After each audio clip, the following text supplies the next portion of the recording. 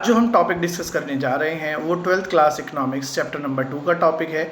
और इस टॉपिक में मैं आपको बताऊंगा कि कैसे इंडिया ने अपने फॉरेन ट्रेड को चेंज किया और कौन कौन सी पॉलिसीज़ अपनाई इंडिया ने अपने फॉरेन ट्रेड को डेवलपमेंट प्रोसेस में इस्तेमाल करने के लिए। तो जैसे कि मैंने आपको पिछली वीडियो में बताया था कि इंडिया ने इंडस्ट्रियल डेवलपमेंट कैसे किया और क्या क्या पॉलिसीज़ अपनाई, इसी तरह से हम लोग इस टॉपिक में पढ़ेंगे कि इंडिया ने अपने फॉरेन ट्रेड को कैसे स्ट्रॉन्ग किया और कैसे उसे यूज़ किया अपने डेवलपमेंट प्रोसेस में लाने लायक। जी, तो सबसे पहले मैं आपको बताता हूँ कि फॉरेन ट्रेड क्या होता है। फॉरेन ट्रेड का मतलब होता है इंटरनेशनल ट्रेड।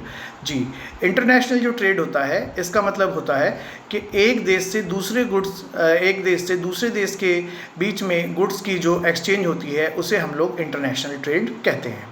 जी, इंटरनेशनल ट्रेड जो होता है वो 3 तरह का होता है, यानी कि इसके 3 टाइप होते हैं। पहला, एक्सपोर्ट। जब हम अपने देश से यानी कि इंडिया से किसी दूसरी कंट्री में गुड्स एंड सर्विसेज को भेजते हैं तो दैट इज़ कॉल्ड एक्सपोर्ट। दूसरा होता है इंपोर्ट। जब इंडिया में किसी दूसरे देश से कोई गुड्स एंड सर्विसेज आती हैं तो उसे बोलते हैं इंपोर्ट। और तीसरा होता है इंट्रापोर्ट। इंट्रापोर्ट का मतलब होता है कि इंडिया ने सपोज़ कीजिए अमेरिका से कोई चीज़ मंगाई है और उसने वो चीज़ नेपाल को एक्सपोर्ट कर दी है, तो ये जो गुड्स का एक्सचेंज 3 कंट्रीज़ के बीच में हुआ है ये जो है इंट्रापोर्ट बोलता है।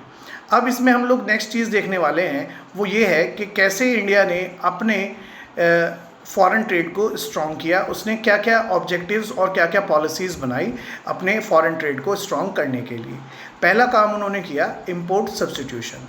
तो इंपोर्ट सब्स्टिट्यूशन का मतलब होता है कि बाहर से गुड्स ना मंगाकर उनके प्रोडक्शन का जो भी रिक्वायरमेंट है वो अपनी कंट्री में ही की जाए और इंपोर्ट हमें करने की कम से कम ज़रूरत हो। इस पॉलिसी को अपनाने की जो इंडिया की थिंकिंग थी वो ये थी कि इंडिया चाहता था, उसने मेन 2 ऑब्जेक्टिव रखे इस इंपोर्ट सब्स्टिट्यूशन के लिए। इसने सबसे पहला जो ऑब्जेक्टिव था वो ये था कि इंडिया अपने यहाँ पर ही सभी गुड्स एंड सर्विसेज को प्रोड्यूस करना चाहता था। और दूसरा क्या था कि दूसरा जो है इंडिया अपने यहाँ पर हर चीज़ को प्रोडक्शन करके सेल्फ रिलायंस बनना चाहता था, यानी कि सेल्फ डिपेंड होना चाहता था हर चीज़ के प्रोडक्शन में। जी, तो इस इंपोर्ट सब्स्टिट्यूशन को रेस्ट्रिक्ट करने के लिए इंडिया ने क्या काम किए या इस पॉलिसी को स्ट्रॉन्ग करने के लिए इंडिया ने क्या क्या काम किए वो मैं आपको बता देता हूँ।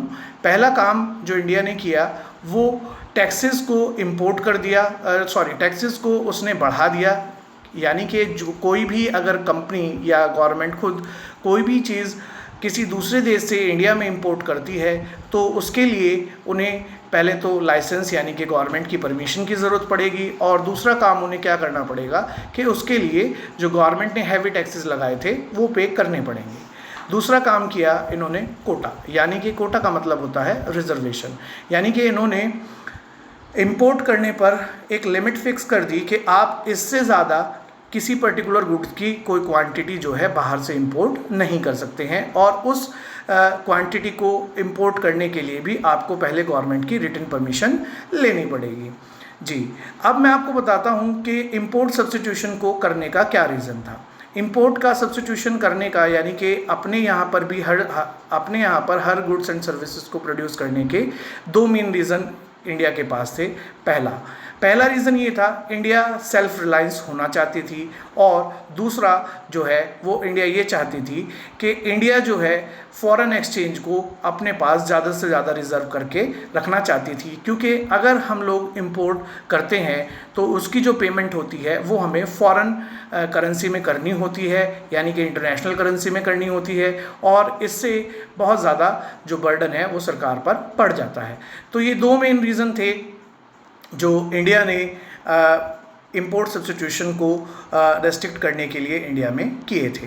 तो इस तरह से मैंने आपको बता दिया है कि फॉरेन ट्रेड को स्ट्रॉन्ग करने के लिए, उसे इकोनॉमिक डेवलपमेंट प्रोसेस में यूज़ करने के लिए इंडिया ने क्या क्या पॉलिसीज़ अपनाई।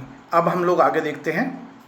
जी, अब हमने जितने भी टॉपिक्स पढ़े, यानी कि एग्रीकल्चर सेक्टर के रिफॉर्म, इंडस्ट्रियल सेक्टर के रिफॉर्म और फॉरेन ट्रेड के रिफॉर्म, उनके करने से इंडिया को क्या क्या बेनिफिट हुए या नहीं हुए, ये सब चीज़ हम लोग इसमें पढ़ेंगे। और ये जो टॉपिक है ये है critical analysis of industrial development 1955 to 1991। जी, तो सबसे पहला काम इसमें क्या है, इसमें बता रहे हैं कि इंडिया का जो जीडीपी था जो 11.8 था वो 1991 तक 24.6% हो गया, यानी कि उसमें बहुत इंक्रीज़ हो गया। तो जैसा कि मैंने आपको बताया था, जीडीपी का मतलब होता है the production of goods and services in a year in a country, जो कि बढ़ के डबल से भी ज़्यादा हो गया। दूसरी बात इन्होंने क्या बताई है, इंडिया ने अपने पास फॉरेन एक्सचेंज की जो है एक क्वांटिटी जो थी उसे बढ़ा लिया और इंपोर्ट के सब्स्टिट्यूशन करने से इंडिया में बहुत सारी चीज़ें जो हैं वो प्रोड्यूस होने लगी।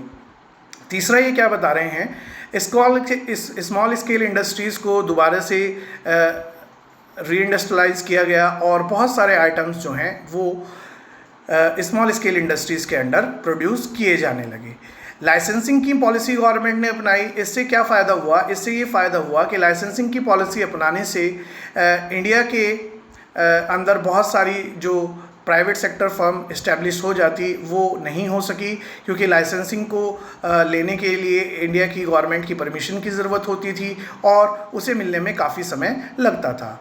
और तीसरा सबसे बड़ा जो सबसे लास्ट जो सबसे बड़ा बेनिफिट इंडियन गवर्नमेंट को हुआ वो ये हुआ कि पब्लिक सेक्टर जो है वो हर तरह के गुड्स एंड सर्विसेज प्रोड्यूस करने लगा इंडिया में, और इंडिया जो है काफ़ी चीज़ों के मामले में एक सेल्फ रिलायंस कंट्री बन गया। तो इस तरह से इस चैप्टर में मैंने आपको बता दिया कि इंडिया का इकोनॉमिक डेवलपमेंट प्रोसेस 1950 से 1991 तक कैसे रहा और इंडिया ने कौन कौन से उसमें रिफॉर्म किए। जी, अब जो हम नेक्स्ट चैप्टर पढ़ेंगे वो है चैप्टर नंबर 3, और उसके बारे में मैं आपको नेक्स्ट वीडियो में बताऊंगा।